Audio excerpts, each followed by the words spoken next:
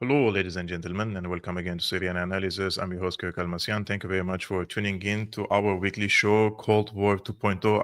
I already lost the count how many episodes we have done in the past, 34, 35, I'm not really sure. But what is really important in our show is the presence of Tarik, who brings a lot of value and great insight into our nowadays and current geopolitical affairs. Tarik, thank you so much again for coming to the show. I hope you're doing well. I am. Thank you, Kevork. How are you? I'm good, and I'm happy to see all the comments, guys, that you are very excited about today's show. We are going to discuss different topics, including Ukraine, U.S.-Russia negotiations, and also the Israeli continuous violation of the so-called ceasefire agreement, which Israel sees it as an opportunity to pound its opponents. Meanwhile, its opponents cannot pound Israel back. That's how the ceasefire basically works for Israel. This week, Tarik, there's a lot happening again in Ukraine. I just want to show our audience this article. In the Politico and in every other outlet, they're speaking about these Ukraine anti-corruption units, raid home of Zelensky's closest ally, Yermak. And the article, just for those who don't know what happened, Ukrainian anti-corruption watchdogs on Friday raided the premises of Zelensky's top advisor, Yermak, in a bombshell development to a snowballing graft probe. Earlier this month, Ukrainian MPs and watchdogs demanded that Zelensky fire Yermak amid a 100 million energy corruption scandal being investigated by NABU, in which one of the president's business associates who fled the country was heavily implicated as the ringleader. Yermak has been by the president's side as the second most powerful man in Kyiv since Zelensky's 2019 election win. He is a key interlocutor with Ukraine's Western allies as it resists Russia's full-scale invasion. And I wanted to really what I should ask you about this. And I think we could, when I want to really go beyond these headlines, I think the raid on Yermak's office underlines the fundamental corruption embedded in Ukraine's elite. But doesn't it also expose a grim reality, Tarik, and that is the anti-corruption drive is selective and politically weaponized there? Yes, always. There is no other variant of an anti-corruption drive. It only happens, or it only can pick up speed, at least, when there is an exogenous political motive behind it that has nothing to do with actually fighting corruption. It's a tool. Fighting corruption in Ukraine is a tool. It's a political tool that is applied for power politics, domestic power politics. That doesn't mean that the corruption isn't real. The corruption is very real, but it means that, exactly as you said, the fight against the corruption, the prosecution of corruption is highly, highly selective. So, and in this case, it's very obvious already from the timing, because this is happening on the eve of a very important American visitor arriving in Kyiv, namely Dan Driscoll, the Army Secretary. And Dan Driscoll has emerged as one of the point men now from the Trump administration on trying to negotiate or impose, whatever the case may be, a peace settlement for the Ukraine war. Dan Driscoll is known to be more or less a Ukraine skeptic, so much more like J.D. Vance, not like Marco Rubio, who still has a certain sympathy, it seems, or at least a certain tendency towards supporting Ukraine for his own reasons. Totally unlike Keith Kellogg, who is on his way out and who was very sympathetic to Ukraine. And the fact that, and to the Zelensky regime, I should say, because these are two different things. And the fact that Dan Driscoll is now the man who's coming to Kyiv and the man that they have to talk to in Kyiv is very indicative that the Americans are playing to one extent or the other. We don't know where they want to go with this, but they're playing some sort of hardball now against the Zelensky regime. Yes. So the timing is very, very clear. I would add one thing to this article, which is Yermak, Andriy Yermak in the article is called Zelensky's top advisor. Yes. He's not just the top advisor. He's so much more. He is the chief enforcer. He's the key organizer. He is the pivotal figure in the whole system of how Zelensky's power actually works. He's a much more important figure than a top advisor. In fact, there are people, and these are people in Ukraine, who argue that he is not the second most important man, that in reality he made himself the most important man, and that Zelensky is by now more dependent on him behind the scenes than Yermak is dependent on Zelensky. However that may be, there are also some other rumors which have to do with the quality of the personal relationship between the two. I won't go into that, that's a different issue. But however that may be, Yermak is an extremely important figure in Ukrainian politics, and he is a crucial figure in the Zelensky regime. He also is, because Zelensky made him that, the chief negotiator for any sort of Ukraine peace negotiations. That's Yermak currently, right? So him coming under this type of attack finally from the anti-corruption agencies, NABU and SAP, or SAPO it's sometimes called, is a very clear sign that something is moving. But as always in Ukraine, it's much harder to say what is moving, and for whom, and on whose orders. And we should talk about that as well a little bit. Yes. Tarik, when I also... So, I mean, I can go on. I want to look. I think that's also very important, and I would like you to shed light on that, because I'm not the perfect person to comment on this. But when I see the situation in Ukraine, like, I ask myself the question: how can Ukraine realistically claim this moral authority to lead the so-called free world when corruption remains systematic at the highest level in Ukraine? And what does this mean for the legitimacy of the current regime in Kyiv in the eyes of the Ukrainian people? Like, I'm talking about just basic ordinary people in Ukraine, right? Look, I have to say, concerning the so-called West or free world or whatever they call themselves now, well, my answer would have to be cynical in this case, and very deliberately so, because I would argue that Ukraine is representative because it's so corrupt. The West is now very corrupt.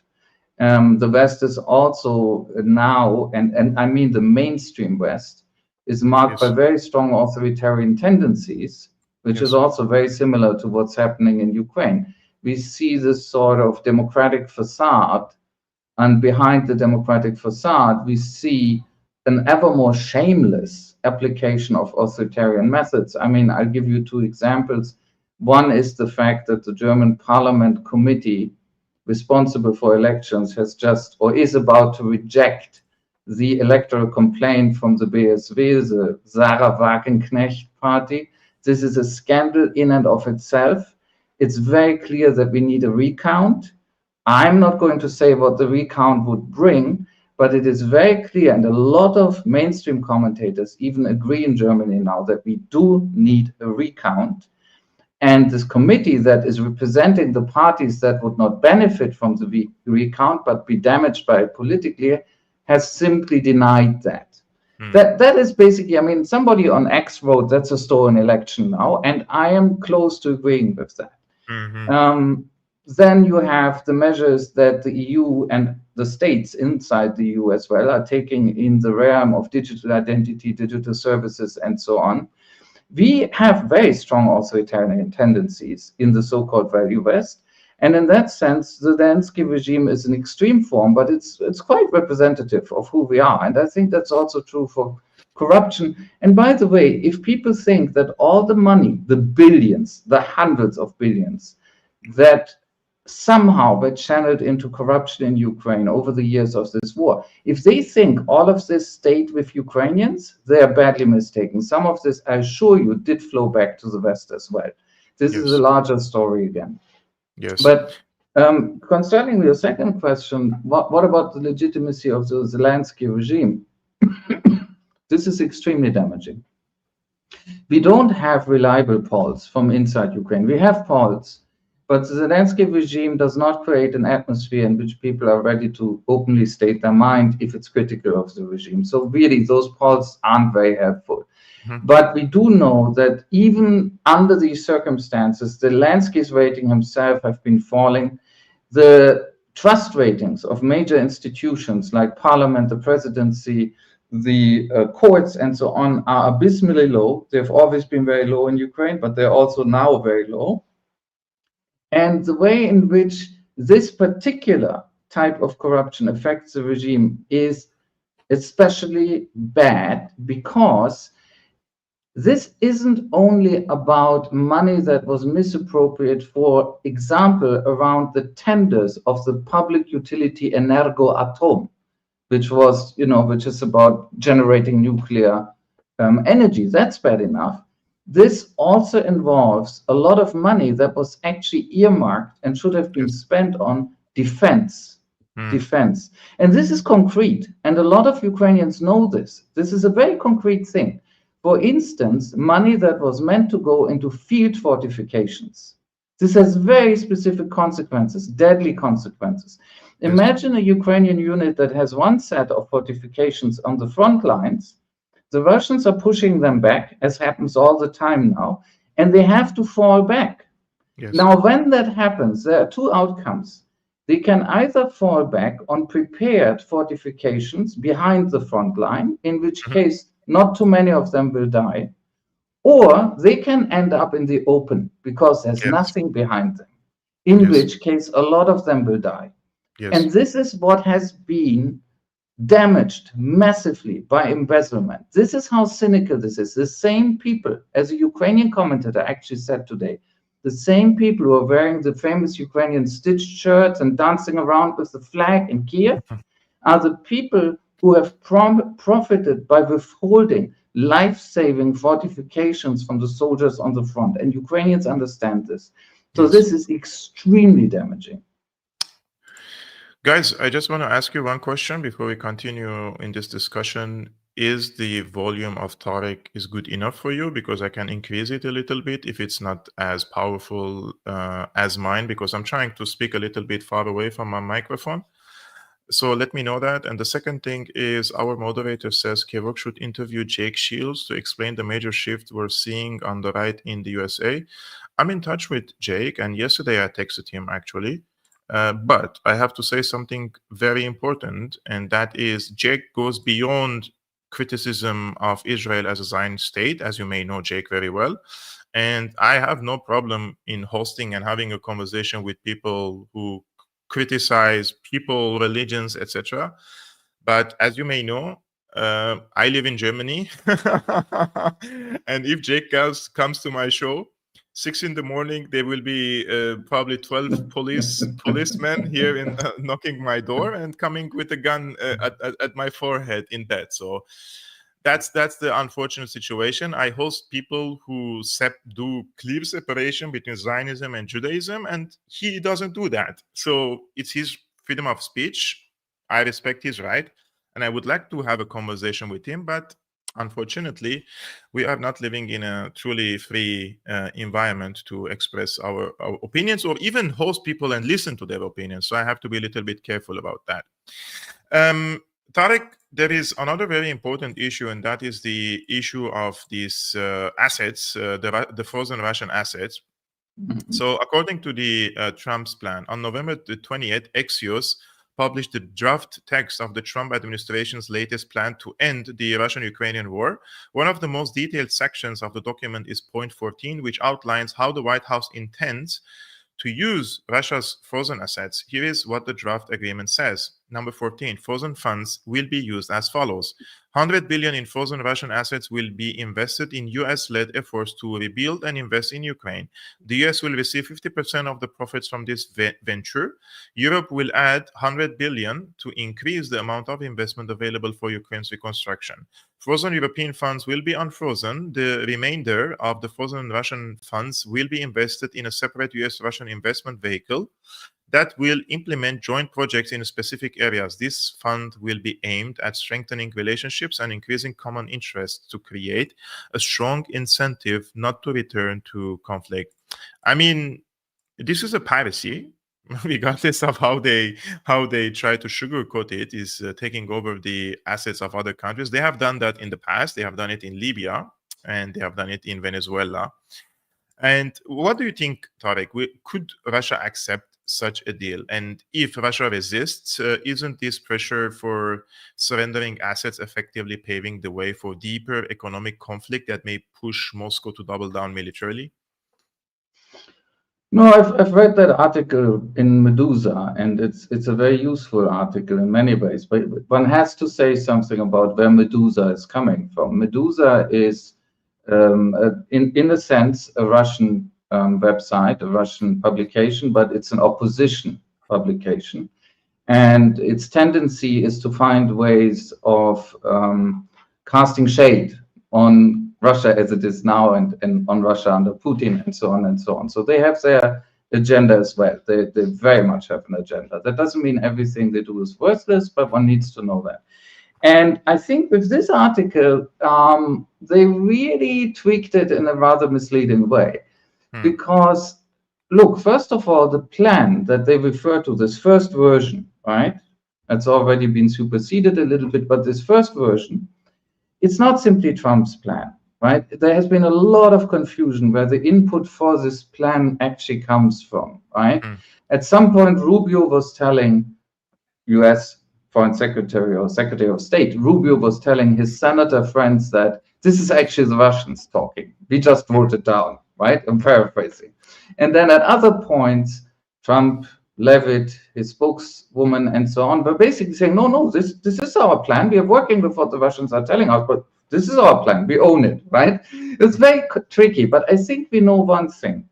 This original version of the plan, the 28-point plan that has now been superseded, had massive Russian input. And there's nothing wrong with that, because if you want to come to a negotiated solution with the Russians, you better start building in Russian input, right? That's what the Europeans don't understand. The Russians are winning the war, and then the Europeans come with a plan that has nothing to do with what the Russians want. And then they're astonished when the Russians say, no, really, that's not an interesting deal. We just keep fighting, right? Which is the logical response. You may not like it, but it's logical. So this plan is much more rational, or this 28-point version, at least, it's now superseded, was much more rational, in that it actually did pick up a lot of Russian demands. Now, about this particular thing, I read it not as piracy. I read it, and I know that Medusa is making it look like this. I read it as the opposite. I think it was built as a way to offer an alternative to the Europeans stealing Russian frozen assets, and an alternative that the Russians would be willing to engage with, because it also offers them advantages. Because always keep in mind, first of all, the Europeans, if they can, would like to steal the equivalent of $160 billion or 140 billion euros at current exchange rates, right? This plan talks about 100 in one slice. That's not the same. Then it says the rest goes into another vehicle where we, the Russians and the US, are doing things independent of Ukraine. The plan says whatever we make in terms of profits, we, the Americans, get 50%. That's very American, that's very Trump, right? Where do the other 50% go? Nobody says they're not going to the Russians, right?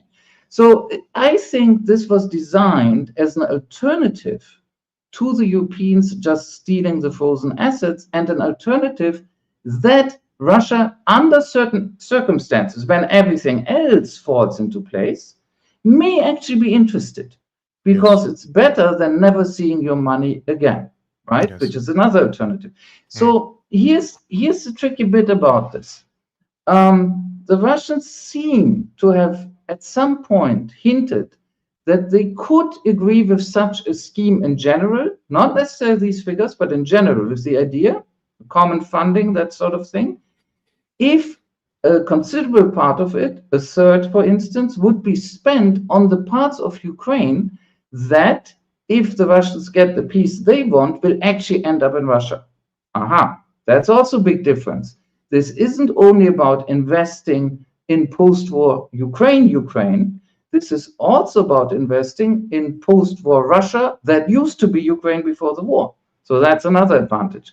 And then one third point for context.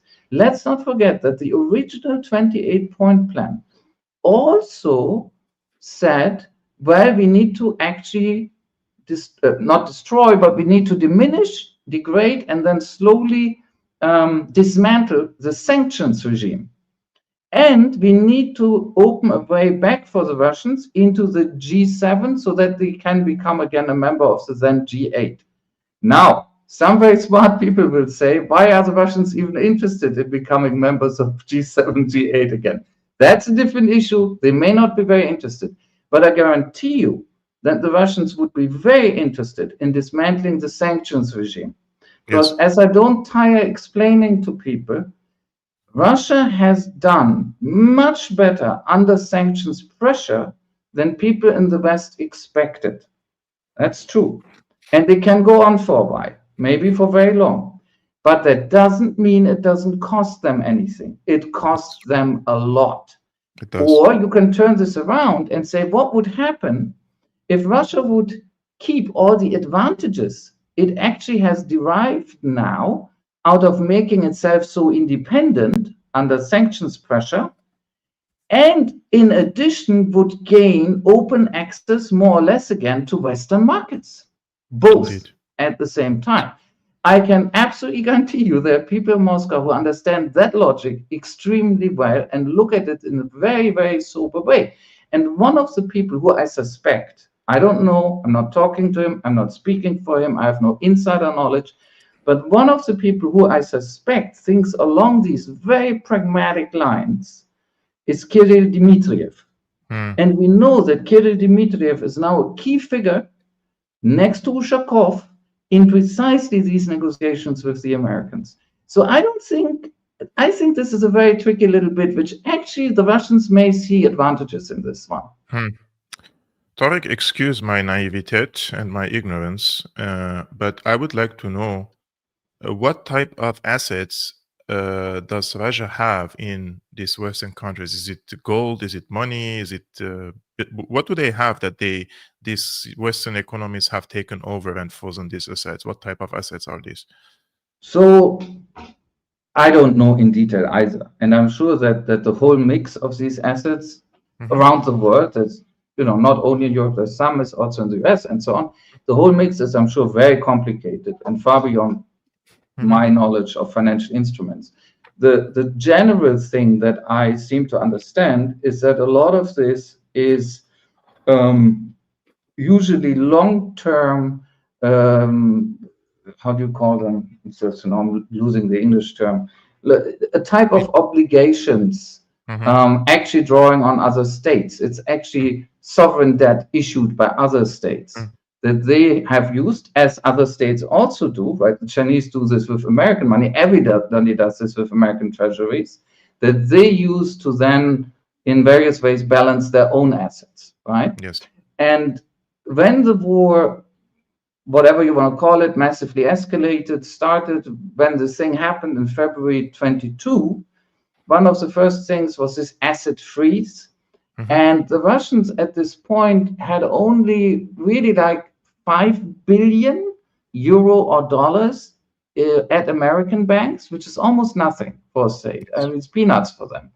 But they did have those infamous, now it's about 140 billion euros, sitting in Europe and under the control of an entity in Belgium that operates, by the way, under Belgian law.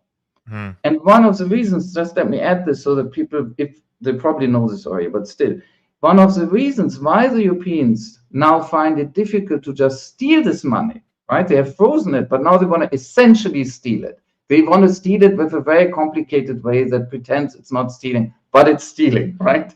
One of the reasons why they can't really do it is that the Belgian prime minister resists, which he can because that institution is in Belgium and attached to Belgian jurisdiction. Yeah.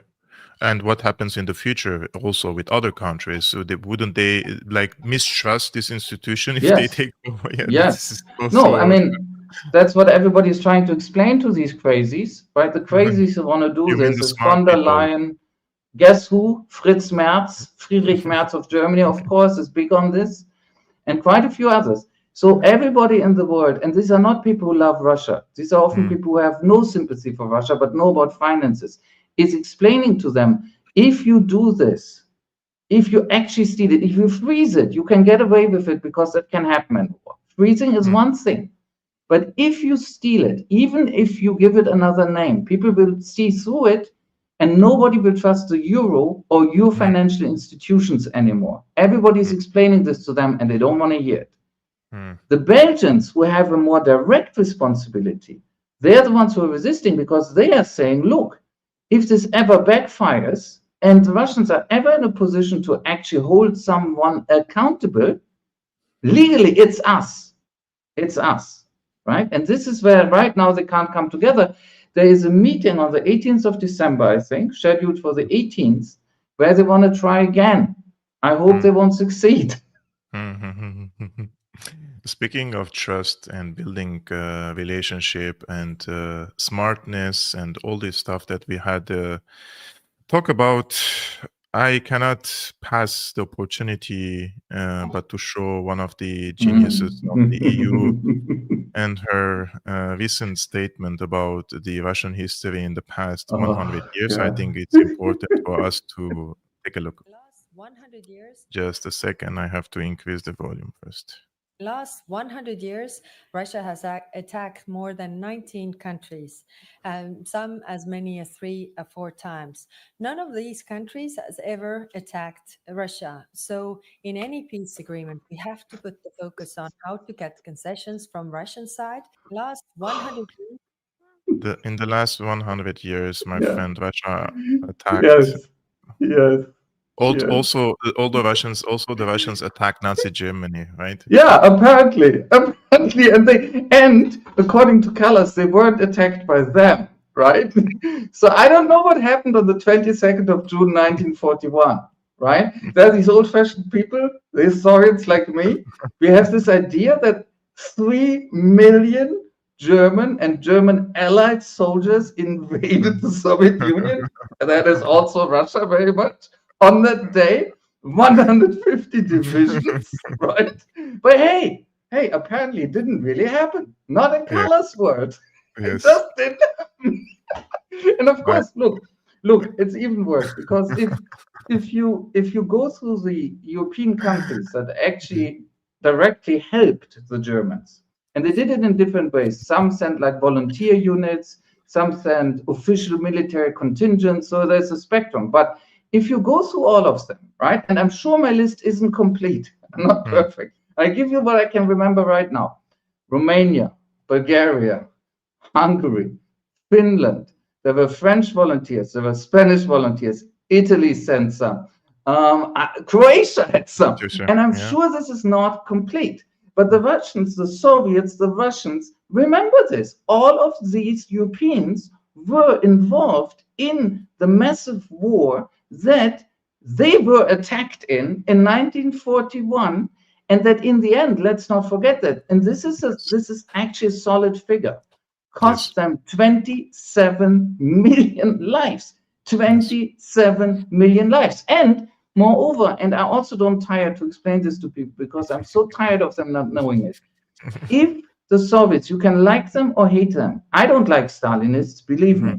But if the Soviets hadn't destroyed the vast majority of the German army, that's what the Soviets did. The vast majority, this is quantifiable, was destroyed by the Soviets on what the Germans called the Eastern Front.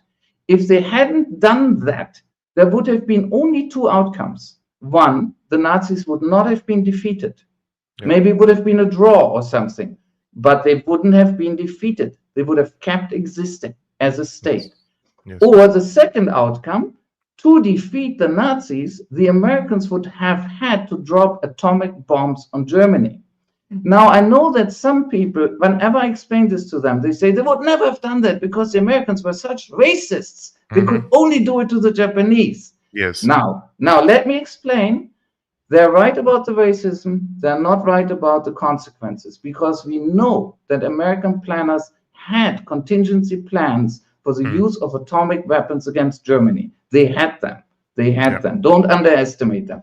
The last irony in this is, like, when I see all those Germans, like my fellow Germans, who now again hate Russia and hate the Russians, I'm like, and partly because they struck back and they destroyed them militarily, and then they invaded Germany. Then, right, on the way back to Berlin. Partly, all I want to tell these people, you don't understand. If these guys hadn't defeated you with tanks and conventional weapons, the Americans would have dropped nuclear bombs on you, like on the Japanese. These guys, they didn't know it. You didn't know it. You still don't know it. But it's a fact that these guys most likely saved you from getting the Hiroshima Nagasaki treatment. Yeah. By the way, guys, one of our friends said that this video looks like a stand-up comedy, and I truly agree with that, because when I saw comments about Kalas, every time I see, when I'm scrolling on X and I see somebody posted a video, I know without even before watching, I just save it because I know there is some comedy in it, so I save it for later. So we comment later. But can I say one thing, because I should mention this, right? We should mention it, I feel. Colors is colors. I'm not going to say more about it because it will get you kicked off YouTube. I don't want that. Colors is colors. We all know what that means.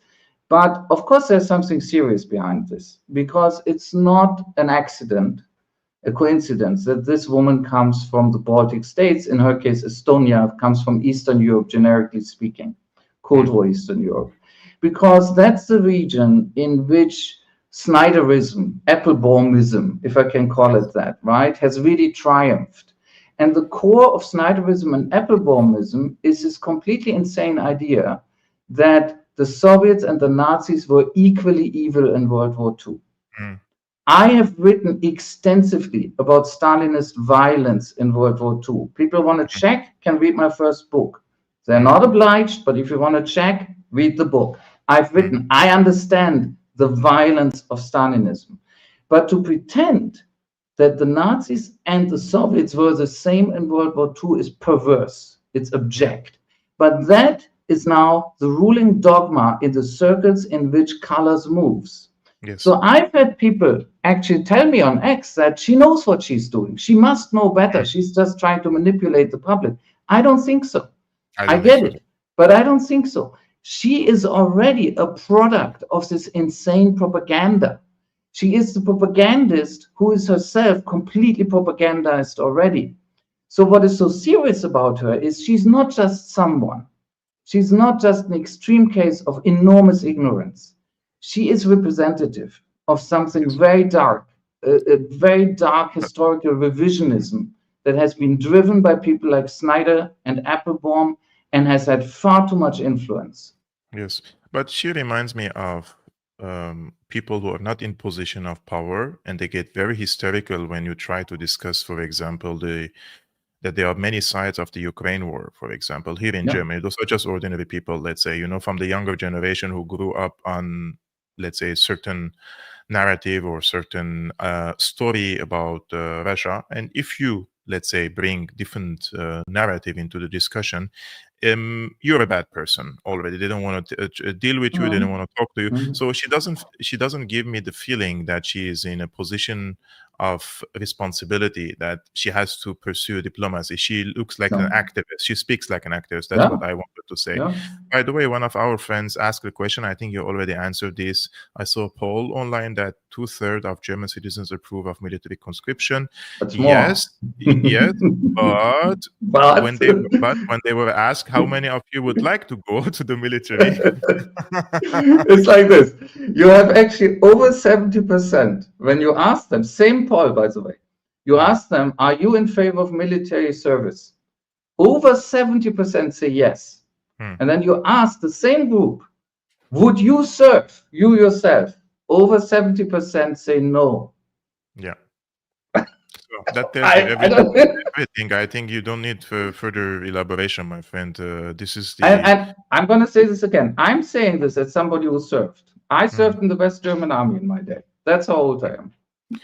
By the way, conscription, our moderator says, is good. It helps people become good adults. I mean, this was also the opinion. Look This at was the Israel. I would say it uh, helps them become perverse genocidal monsters there. It's tricky. this is also what my father used to say, and because he served in the military, and he also went like what to say, like this is ihtiyat, like when there is a situation, you go back to the military after you're already released because there was a security Yes, situation. yes, So reserves. overall he served 5 years, and he always told me when I was young, before I turned 18, that you're not going to become a full man unless you serve in the military. The military makes you a man. And then when the war started and we started watching these videos of these ISIS and Jolani people decapitating the Syrian army soldiers, and back then I wanted to join the academy and become an officer in the Syrian army, and my father wasn't the one now objecting me to join the military after he started watching this footage. Like, where are you going now, you know? Before we speak of Israel, since you mentioned Tarik, one last thing which I saw, and this was really shocking. I think Senator Shaheen, she made a crazy statement here on CNN. I would like your take on that. Any ability for Russia to determine how Ukraine's military moves forward is unacceptable. Ukraine right now has the biggest army in Europe. They are the most technologically advanced. We want that army on the ally side fighting with Europe and the United States in any future conflict. So we need to make sure that that is protected.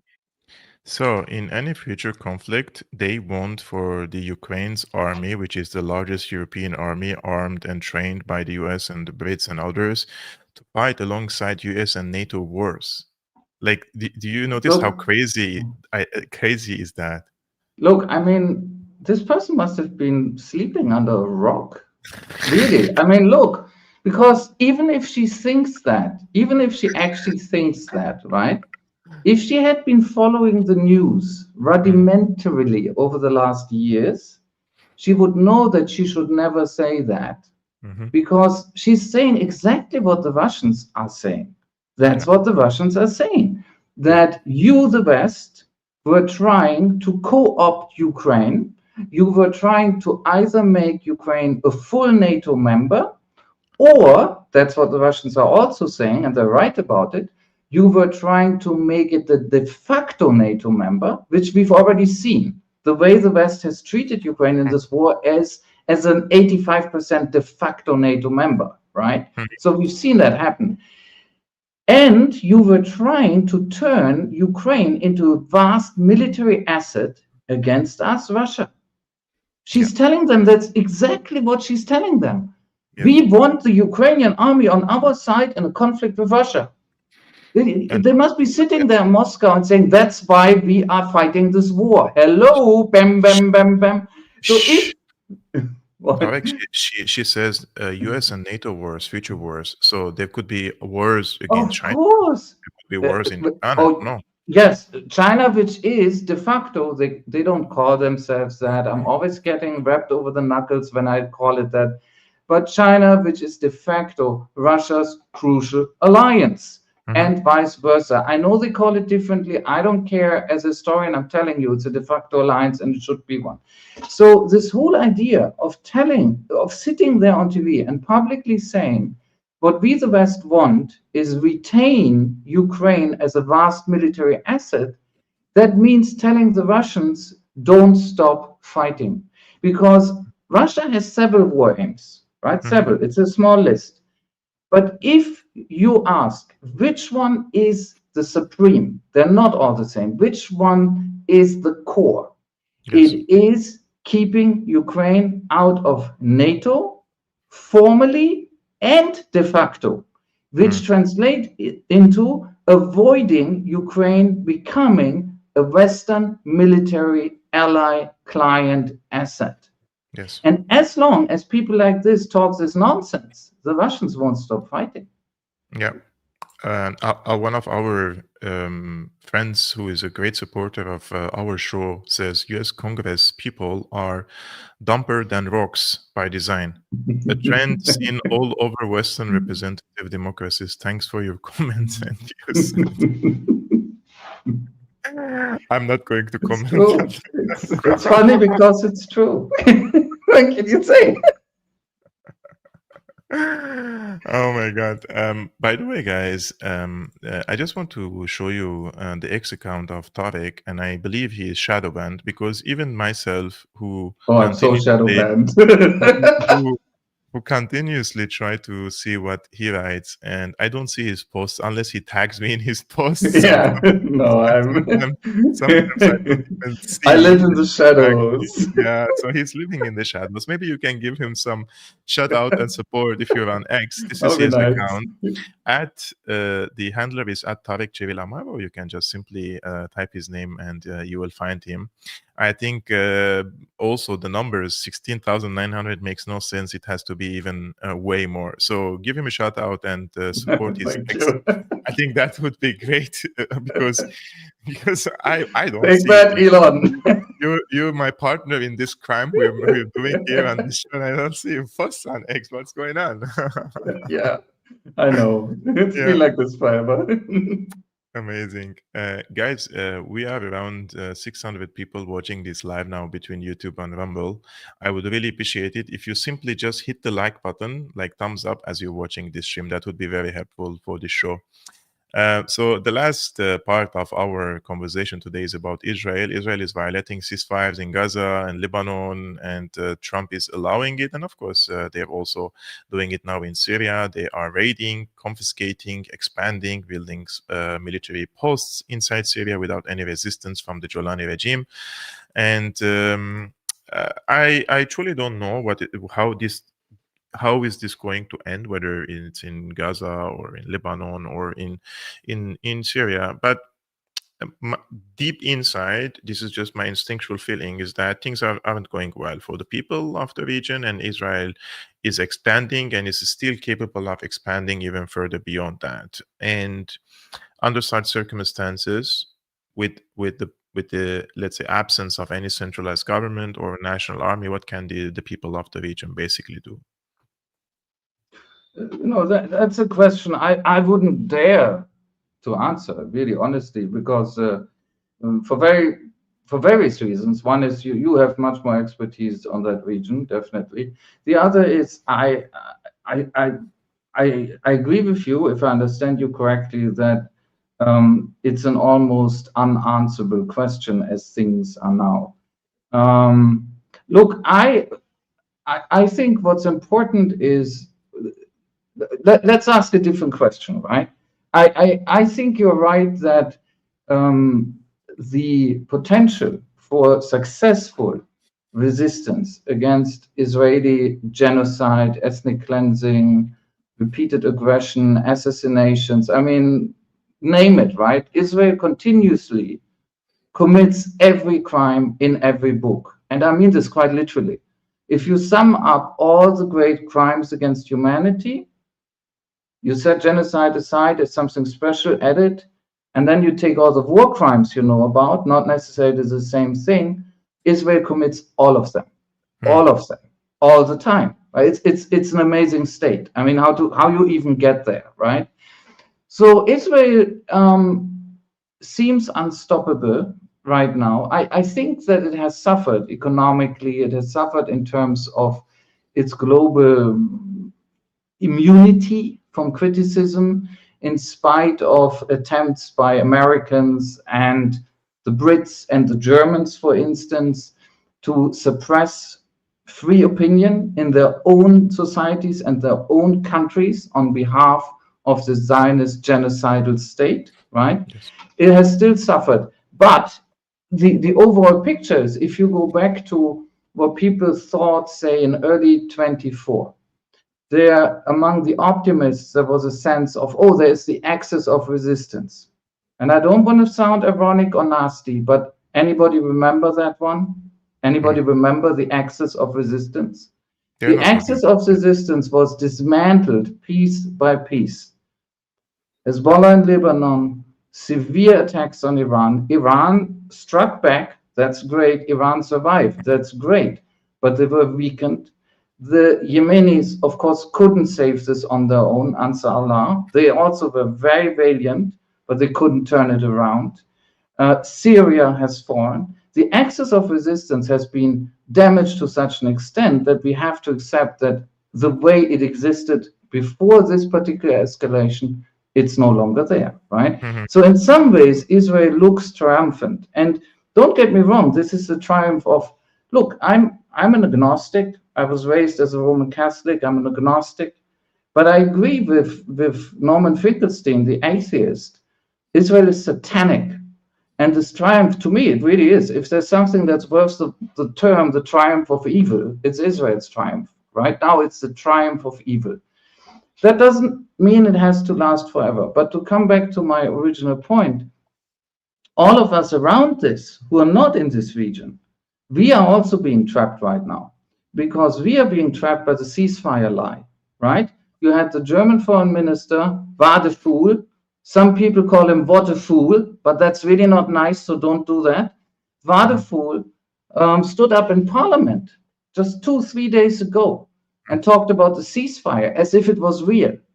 And that is, of course, the function of the ceasefire, that we all lean back and say, oh my God, at least the worst is over. The genocide has been stopped. And the reality, the genocide is ongoing. I mean this literally. The genocide is ongoing. Israel has killed between 350 and 400 mostly unarmed Palestinians since the ceasefire started. Israel has been delivering at most a quarter of the promised goods into Gaza, which was already completely starved and deprived. Israel is systematically using the fact that they destroyed the infrastructure and most of the buildings of Gaza to now use the weather, the coming winter, as a weapon. And people in Gaza are freezing and drowning in rain puddles. This is what's really happening. So the whole strategy of ethnic cleansing by genocide is still ongoing. It's still ongoing. Israel has done what Israel always does.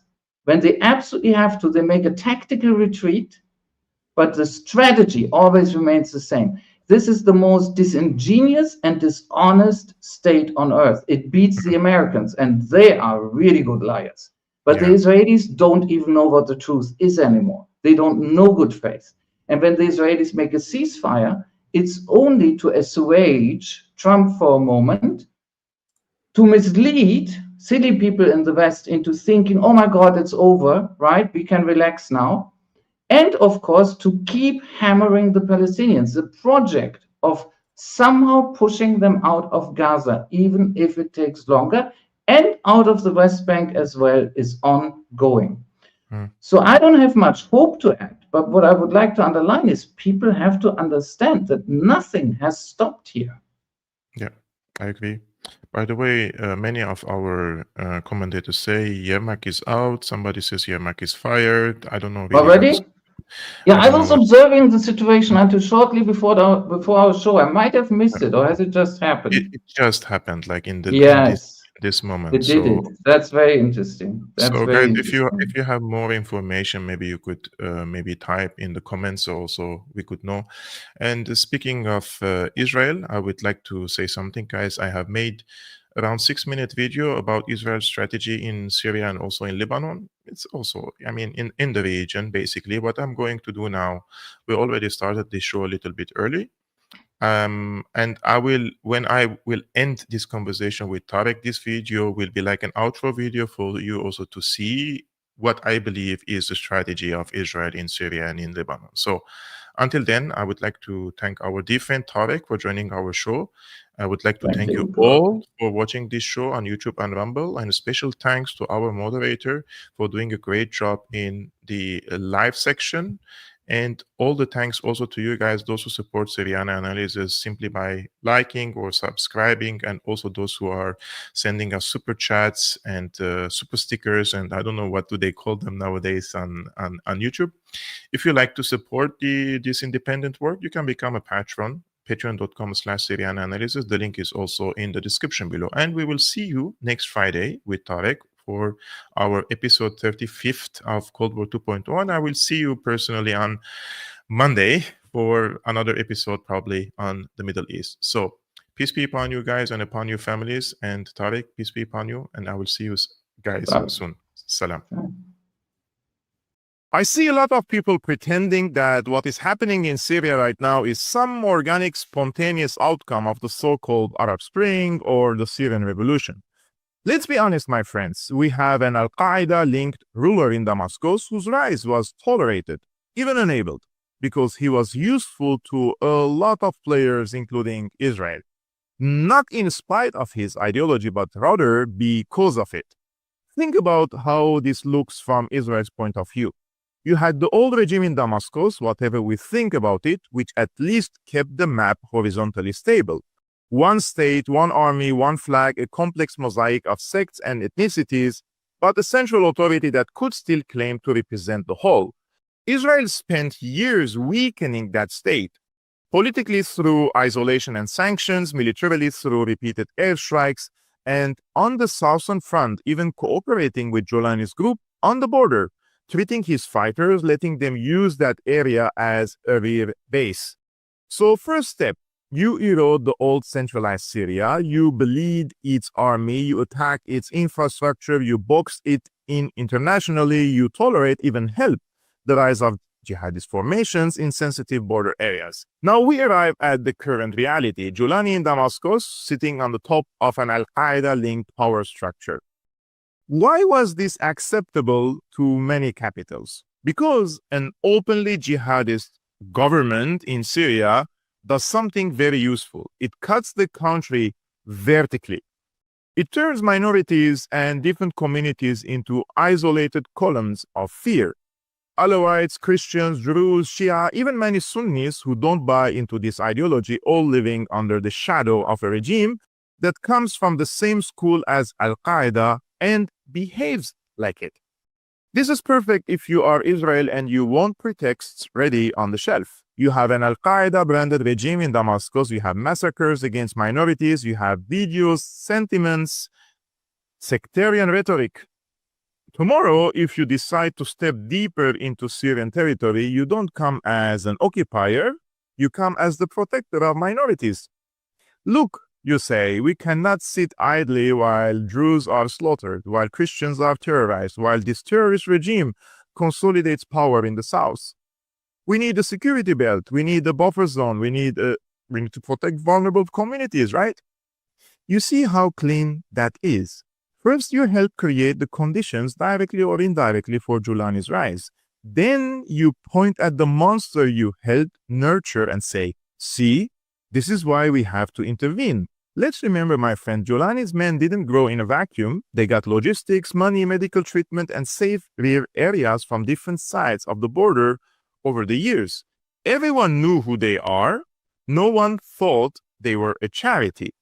And now these same forces are in government in Damascus, running security services, running checkpoints, running prisons, and many other things, right? They are doing what Al-Qaeda-linked group always do, cracking down on minorities, cleansing certain areas, enforcing their ideology, threatening anyone who doesn't fit their model of true believer. So when they commit massacres, those massacres are political capital for Israel, because each atrocity becomes another argument. We warned you. Look at what's happening in Sueda. Look at that village. Look at this church, that shrine, that community. We have to act. We have to set up a security zone to protect them. And that security zone, of course, is inside Syrian territory, not inside Israel, right? So let's connect the dots, my friends. You weaken the old state. You allow, even support, Jolani's network to grow, especially in the south. You watch as this network captures Damascus and turns the whole system into an Al-Qaeda-flavored regime. That regime turns its guns inward, especially on minorities and dissenters. You then dress up your own intervention as a humanitarian mission. We are here to protect the Druze, Christians, whoever is under threat. On TV, this looks like compassion, right? But on the map, this is expansion. Deeper buffer zones, more military outposts, more intelligence assets, more leverage over what is left of Syria. And the beauty of it from Israeli side is that they can always blame the victim. It's not our fault we are inside Syria. Look at Jolani, look at his massacres, look at his ideology, etc., etc., etc. This is why I insist you cannot analyze Israel's current posture in Syria without looking at the sequence. Weaken the old regime, tolerate and assist jihadist groups when they serve immediate tactical goals, live with an Al-Qaeda-linked government in Damascus because it keeps Syria fractured and hated, and then present yourself as the only rational actor who can protect minorities by carving out temporary zones of control. The end result is always the same. Syria loses land, loses sovereignty, and loses its social coherence. Israel gains depth, gains pretexts, and gains more room to maneuver. So when I hear talk about humanitarian corridors and minority protection as justification for deeper incursions into Syrian territory, I don't take it at face value. Sorry. I look at who helped create the monster in Damascus, who benefited from the fall of the previous state, and who is now cashing in on the chaos they helped design. Because this is not just an accident of history, it is a strategy. Use an Al-Qaeda-linked regime to tear Syria vertically, then step in as the savior of the victims and stay as the owner of those so-called buffer zones. This is the story of Syria.